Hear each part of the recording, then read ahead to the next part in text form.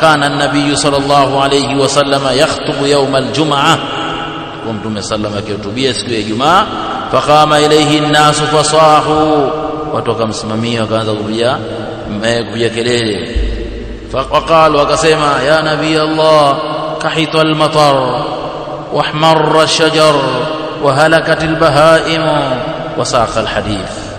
kadha kuelezea mjumbe wa Allah kahita al-matar mvua zimekatika hamna mvua ukame wahmarra ash-shajar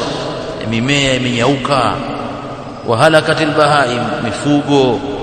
inakufa kana ukame wasaka alhadith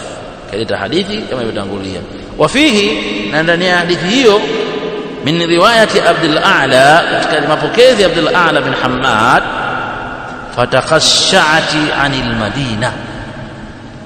fajalati tumtiru hawa sema yani maana pakasha fanqata'at anil madina huwa ikakatika Madina ukatika fajalati tumtiru hawalaina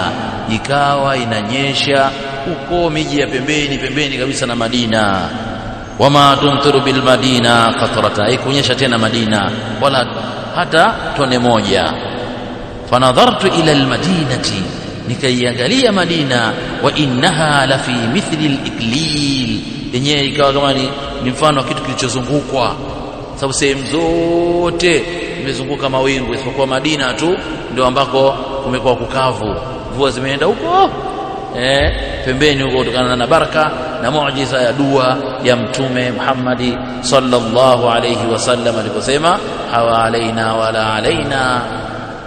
ala al-akam wad-dirab wa butuni al-awdiya wa manabiti ash-shajari wazi